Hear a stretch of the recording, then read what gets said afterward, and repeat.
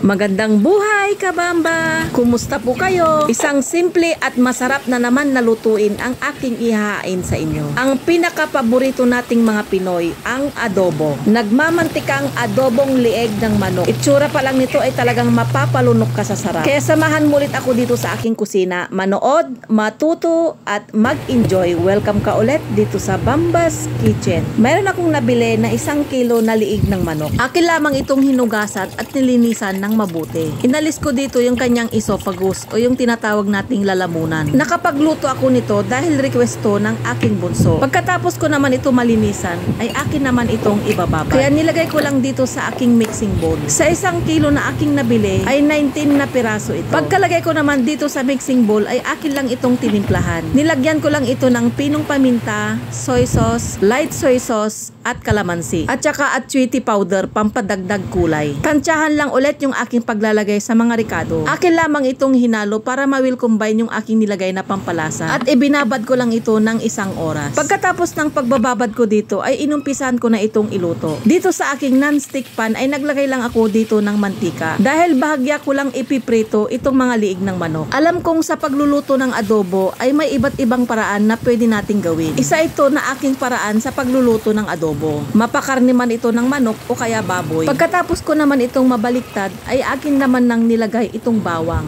At sinunod ko na rin ilagay itong sibuyas. Yung normal kasi natin na pagluluto ng adobo, ay ginigisa natin yung ating bawang, sibuyas, at saka yung karne. Tsaka lang natin tinitimplahan yon ng soy sauce at iba pang pampalasa. Iba't ibang way ng pagluluto ng adobo. Lahat ng yon ay ginagawa ko. Depende na rin kasi minsan sa aking mood. Nilagay ko na rin pala dito yung aking pinagbabaran. Akin lamang itong papakuluan hanggang maluto na ito. Naglagay pala ako dito ng suka. Sukang tubo yung aking nilagay. Dahil hindi ko ramdam yung asim na kalamansi na aking nilagay kanina. At dinagdagan ko rin ito ng paminta. Sa oras na ito ay talagang naghihiwalay na yung sabaw at yung mantika nito. Ito rin kasi yung masarap dito sa adobo, yung nagmamantika. Kaya sa mga matataas ang kolesterol at high blood ay bawal po kayong kumain nito. Yan ay kunting paalala lamang, kabamba. Medyo matabang ito kaya nagdagdag na lang ako dito ng seasoning granules. Hindi na soy sauce yung aking dinagdag dahil na-achieve ko naman na yung magandang kulay ng aking adobo. Nilagay ko na dito yung siling Taiwan. Masarap din kasi ang adobo pag may kunting sipa. Hay naku, itsura pa lang ng ating adobo ay talaga namang mapapakain ka na naman ng kanin. Kaya kung natakam ka habang pinapanood mo to, punta ka na agad sa palengke at bumili ng 1 kilong liig ng manok. Baka hindi mo pa nagawa itong klase ng pagluluto ng adobo. Yung binababad muna ito sa soy, paminta at kalamansi. Try mo rin itong ganitong paraan, kabamba. Lalo na pag liig ng manok ang iyong iluluto. Dahil manuno talaga ang sarap nito hanggang buto. At para ma-achieve mo yung ganitong ganda ng kulay,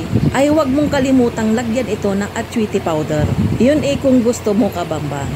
Bago pala matapos itong video na to, ay pwedeng paki-follow mo naman ang aking page pag di ka pa nakapag-follow. Para lagi kang updated pag may mga bago akong upload. At gusto ko lang pasalamatan yung mga taong laging nagsishare ng aking mga video. Yan, kabamba, magsandok ka na ng kanin at sabay-sabay na tayong kakain. Thank you for watching, kabamba! Hanggang sa muli!